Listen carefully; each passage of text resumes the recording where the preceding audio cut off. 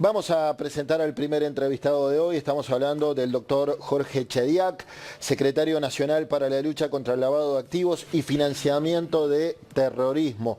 Senaclaf, se llama así, ¿no? Senaclaf, horrible, ¿no? ¿Cómo anda, Chediak? ¿Todo bien? Muy bien, realmente muy bien. Desearía agregar a lo que ustedes señalan. Con Blanca Rodríguez compartimos el honor de ser ambos Premio Jerusalén. Mire usted. Que es un grupo bastante reducido y selecto, y ella obtuvo el premio antes que yo. Por supuesto, le deseo la mayor de la suerte. Bueno, muy bien. Chediak, ¿cómo está Uruguay en cuanto al lavado de activos? Porque escuchaba al colega Hugo Alconada Mon, quien decía, bueno, creo que fue con Mirta Legrand, ellos nos tratan generalizando a los argentinos de corruptos, entonces nosotros deberíamos decirle, ustedes uruguayos son lavadores. ¿Es así? No. Sé que más allá de que cortó grueso el colega Alconada, pero... Que su colega es muy prestigioso. Lo que yo señalo que está un poco con los folletines atrasados. Hay una realidad, en toda aseveración suele haber un núcleo de realidad. La realidad es que Uruguay hace no demasiados años no tenía definido como delito precedente de lavado de activos la evasión impositiva. Porque nuestro gran problema con la República Argentina y con la venida de capitales, sobre todo hacia el este y hacia inversiones inmobiliarias, ha sido que muchas veces se trata de evasión impositiva, se trata de personas que vienen a la jurisdicción uruguaya que damos todas las garantías, gobierne quien gobierne, de democracia estable, reglas claras, no sobresaltos ni financieros, ni de valor del dólar, ni todo aquello que quizás en la hermana república acaece. Hasta el 2017 Uruguay no tenía establecido legalmente como delito precedente el lavado de activos la evasión impositiva.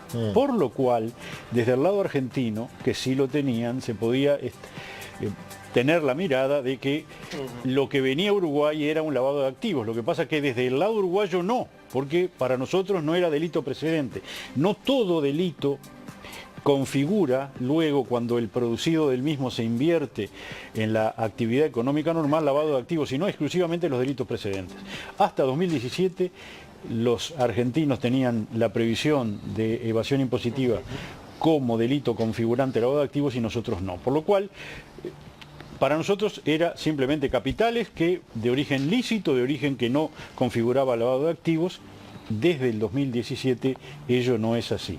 Y por supuesto, con una política de Estado que se ha seguido a lo largo de al menos de 5 gobiernos, Uruguay, que es el gran, quizás la gran acusación que ahí se desliza, sí pregunta de dónde viene el dinero. Porque básicamente el tema es, preguntan el origen del dinero, exigen la demostración de un origen del dinero lícito, sí señor, si no, traten de venir y van a ver que en los bancos, en las inmobiliarias, los escribanos, sí les van a hacer la debida diligencia, sí les van a preguntar el origen del dinero y si tienen dudas, le van a pedir que acrediten el origen del dinero. Bien. Bien.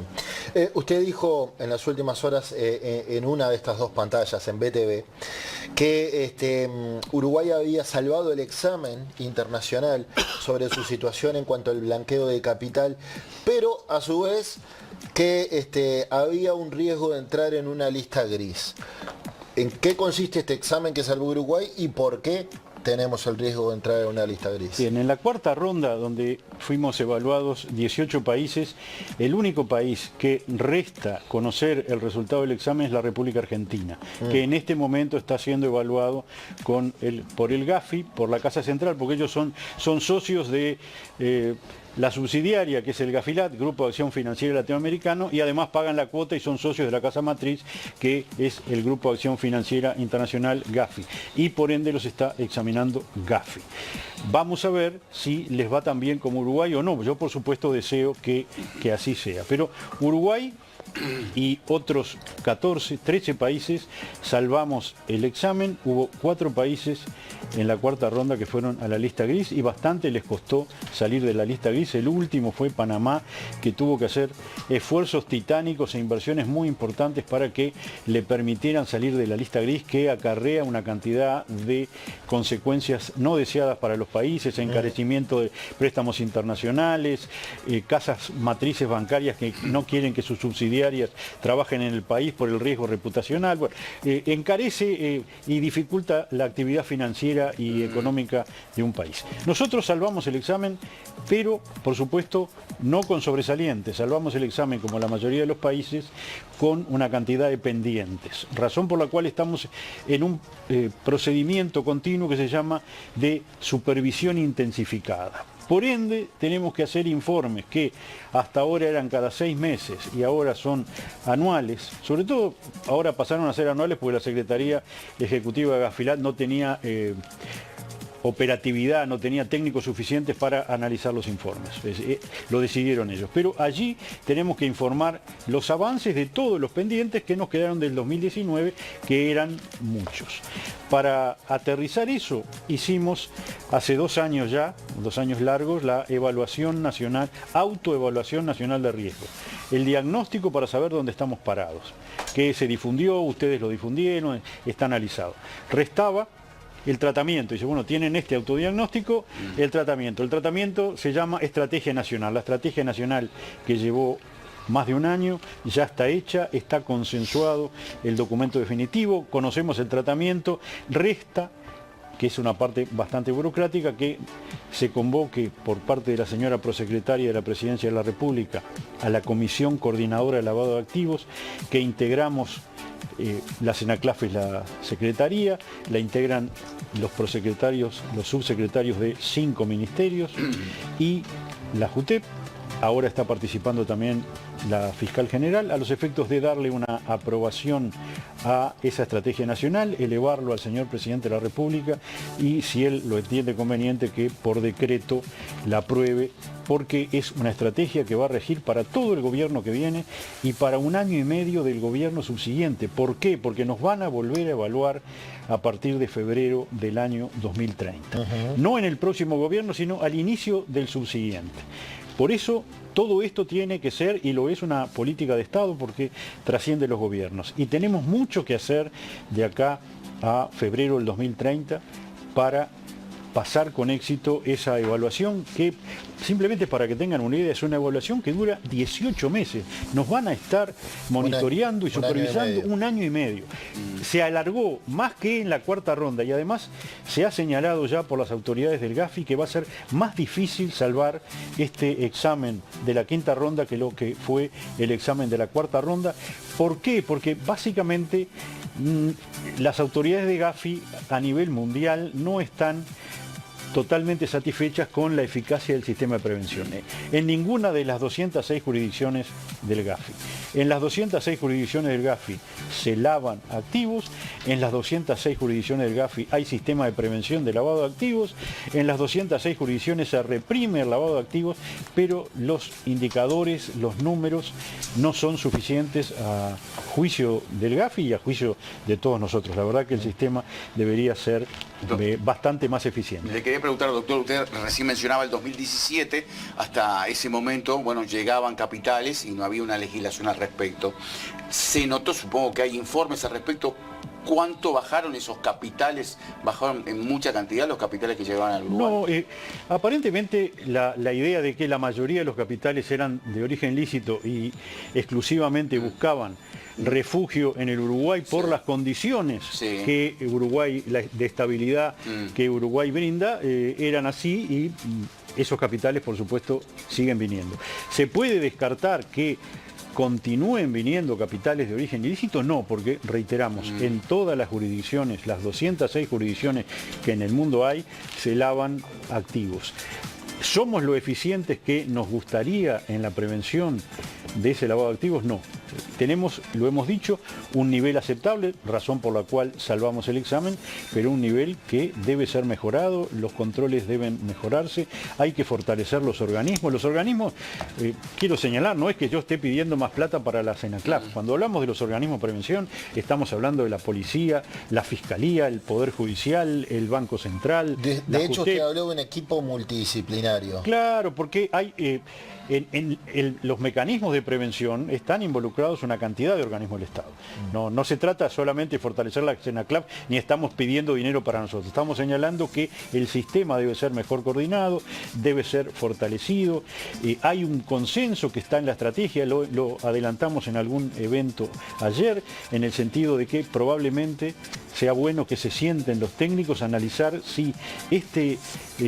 sistema de bicéfalo que tenemos de supervisión del Contralor, en donde el Banco Central supervisa todas las entidades bancarias y financieras y la CENACLAF supervisa todo el resto, ¿es el mejor o no? ¿O hay que rediseñar, de repente concentrar en uno solo toda la supervisión? ¿Cómo hacemos para dotar de mayores recursos, para mejorar la coordinación interna, el cambio de datos de inteligencia, que básicamente ayuda muchísimo a la prevención? Mejores sistemas informáticos. Estuvimos hablando, creo que la semana pasada, pues estuvimos en Bogotá la semana anterior con mi contraparte de Israel. Ajá. Entonces señalaban que ellos, con la situación que tienen allí en Medio Oriente, tienen entre lavado de activos y financiamiento del terrorismo centenares de miles de reportes de operaciones sospechosas por año. Nosotros no llegamos a 1000, estamos pegando en 1000. Ellos tienen centenares de miles. La primera pregunta es, ¿cómo hacen para hacerle inteligencia financiera a centenares de miles de reportes de operaciones sospechosas por año? Y el hombre me mira y dice, tenemos inteligencia artificial. Y me dice además... Es Israel, en eso es muy bueno. Y de la de verdad. Claro. Y de la de verdad. Claro. O sea que el filtro lo hace la inteligencia artificial. Y acá esas 1000 que han trancado, ¿de dónde provienen generalmente? ¿Narcotráfico?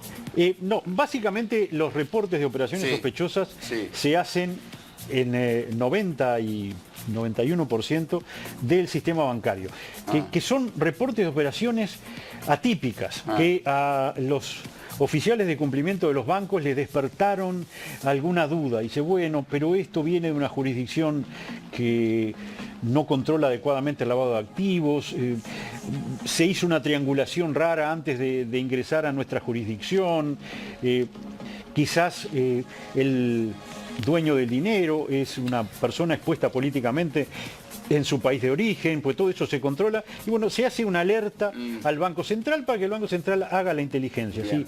De la inteligencia, cruzamiento de datos y análisis que hace el Banco Central, se entiende que podemos estar ante una situación de lavado de activos, el Banco Central hace la correspondiente denuncia ante la Fiscalía. Lo raro de nuestro sistema, lo señalábamos, es que hay dos universos de sujetos supervisados.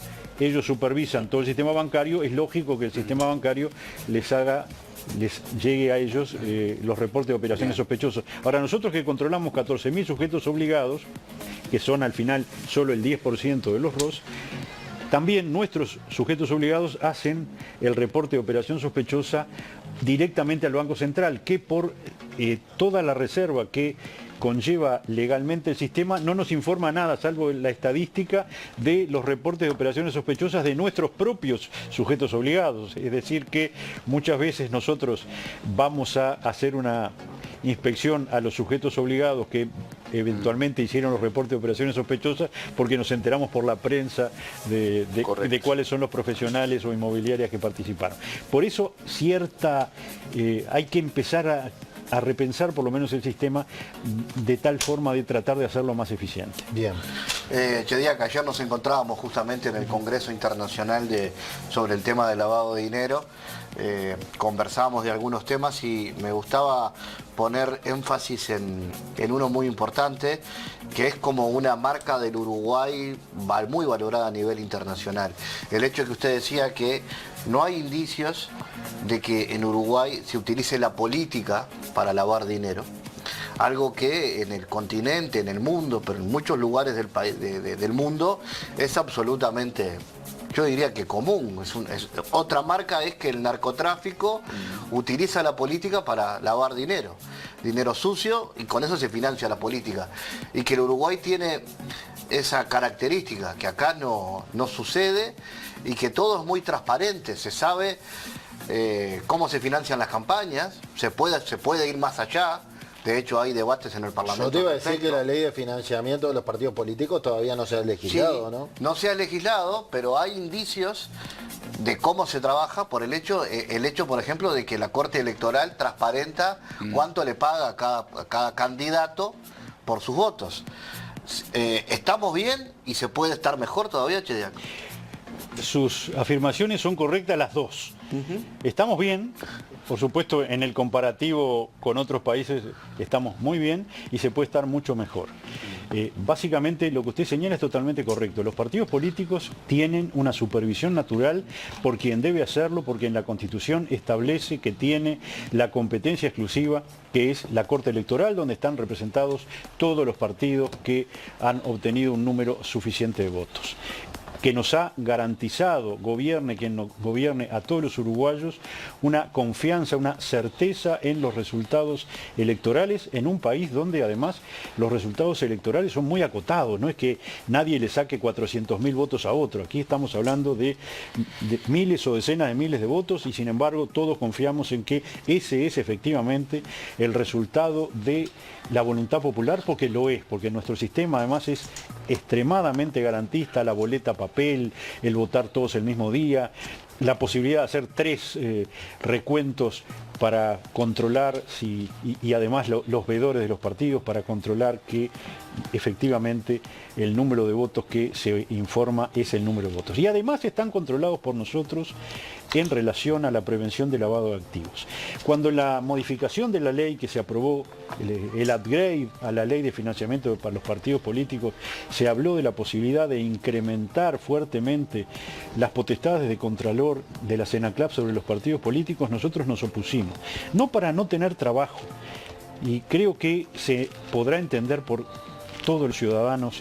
Nosotros dijimos: no es bueno que una unidad ejecutora de la Presidencia de la República sea una como fuerte fiscalizadora de los partidos políticos oficialistas y de los partidos políticos de la oposición.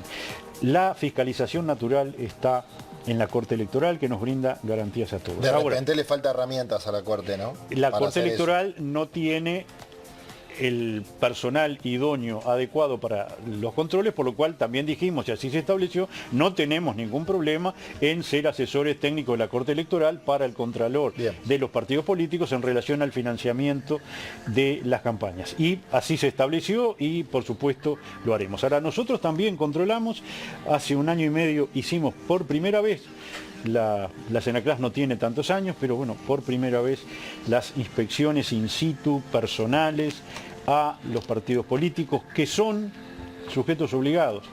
Digo que son sujetos obligados porque no todos son sujetos obligados. Los partidos políticos de menor caudal electoral no son sujetos obligados porque no superan los umbrales, es decir, no tienen ingreso suficiente en el año ni patrimonio suficiente para ser considerados sujetos obligados de la prevención de lavado de activos, y no los podemos fiscalizar. Una parte también la hemos adelantado de lo que vamos a sugerir, es que todos los partidos políticos, sin importar su tamaño, sean sujetos obligados de la prevención de lavado de activos. Bien. Nos pasó, lo hemos señalado con cariño, pero bueno, nos pasó con el Partido Colorado. El Partido Colorado en año electoral es sujeto obligado porque recibe los dineros correspondientes de la Corte Electoral, y el resto del año no, porque no tiene patrimonio suficiente ni ingresos para superar los umbrales. ¿Qué encontramos? No encontramos nada que nos sorprendiera. Bien. Los resultados finales, por supuesto, no están, porque el debido proceso administrativo lleva, esto seguramente los expedientes lleven más de 1 año de análisis, pero no no encontramos absolutamente nada que no pensáramos encontrar. Los partidos políticos uruguayos no son partidos ricos, tienen claramente dos vertientes que vienen de dineros públicos de financiamiento, que son los, creo que más ahora son más de $13 que abona por elección nacional, por voto obtenido, la Corte Electoral, de los dineros públicos nuestros, absolutamente lícitos, y los aportes que quienes tenemos cargos electivos o de particular confianza hacemos a los partidos políticos para su financiamiento permanente. Además, ninguno de los partidos es rico. Son bien uruguayos, ¿no? Luchan para obtener los fondos, para llevar adelante las campañas, y hay un razonable control del origen de los fondos. Lo que nosotros, cuando se nos preguntó en el Parlamento si haríamos alguna mejora, dijimos, bueno, debería establecerse mejor que no solo el partido político, que es el sujeto obligado debe hacer el control adecuado del origen lícito de los dineros que se le donan, sino que también lo deben hacer las agrupaciones de los partidos políticos, que muchas veces, por supuesto, no tienen personería jurídica, a veces no tienen estabilidad, están para una sola elección y después desaparecen. Debería tener la misma también obligación los cabezas de lista, porque muchas veces se hace no solo al partido o a la agrupación, sino directamente al cabeza de lista las donaciones. Ahora, también presenta aquí y en todo el mundo dificultades. Las microdonaciones son muy difíciles de controlar, los medios indirectos de financiamiento, los almuerzos con aportantes que tienen unos tickets desmesurados, allí también es muy difícil hacer el control. Tenemos que mejorar. Ahora, se encontró indicios extraños o sospechosos en los aportes a los distintos partidos políticos y, como usted señalaba, no. Bien, tengo una más. A propósito de la LUC, recuerdo en la campaña para derogar los 135 artículos de la LUC, el Frente Amplio señalaba que un artículo específico debilitaría los controles contra el lavado, porque se cambiaban los montos para controlar y más. Ahora, con la LUC aplicada, ¿cuál es la lectura? ¿Se debilitaron los controles a los lavados de activos? Bien, no. Señalamos, había un cuestionamiento inicial amplísimo a el monto de dinero en efectivo que se podía utilizar en la jurisdicción uruguaya, que eran 4.000 y pico de dólares, siendo que normalmente, incluso en Europa, el monto promedio está en los 20.000 dólares, y además que el dólar uruguay está planchado, no es lo mismo 20.000 dólares en Europa, lamentablemente, que 20.000 dólares acá. Yo creo que es más parecido 35.000 dólares a 20.000 de allá que otra cosa. Ahora, de ese consenso de que debía elevarse, fuimos a, en inicio, 100.000 dólares de utilización de dinero en efectivo, que hoy también deben estar en 120 y pico de mil dólares, porque está en UI y, por supuesto, evoluciona más la UI que el dólar, que por ahora está bastante estable. Ahora, se redactó, cuando recibimos la primera versión, que creo que además se difundió Urbi et Orbi. Yo la recibí en febrero del 2020, pero creo que todos la pudimos ver, la primera versión de la LUC, en febrero del 20. Por supuesto, estos artículos tenían una redacción. Yo allí no participé. Ahí recibí por primera vez el contenido de la LUC, que era además gigantesco. Sí participé en las modificaciones, que fueron 3. Se redactó 4 veces toda esta normativa, incorporando observaciones de la oposición, de los técnicos, incluso de algún legislador de la coalición de gobierno, a los efectos de que justamente lo que se advertía, que podían caer los controles, que podría utilizarse ese dinero en efectivo en cantidad mucho más importante para el lavado de activos, no ocurriera. ¿Cómo lo hicimos? Generando indirectamente, los abogados somos complicados, en realidad generamos una alerta de que la utilización de dinero en efectivo es un factor de riesgo, y por lo cual hay que hacer la debida diligencia intensificada y preguntar y lograr que se acredite el origen del dinero. Pero lo hicimos indirecto, porque en realidad, en vez de decir eso, dijimos: la utilización de dinero a través del sistema bancario es una presunción de bajo riesgo. Entonces, si la utilización de dinero a través del sistema bancario de los medios financieros y la web es una presunción de bajo riesgo. ¿Por qué? Porque ya pasaron los controles de los bancos, los controles de los oficiales de debida diligencia de los bancos.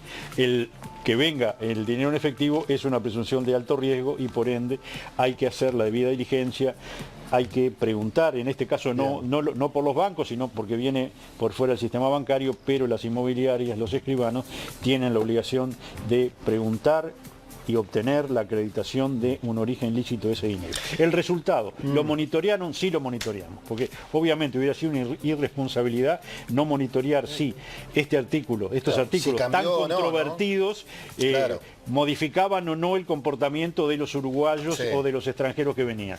No hemos tenido indicación ninguna de un corrimiento importante hacia el dinero en efectivo.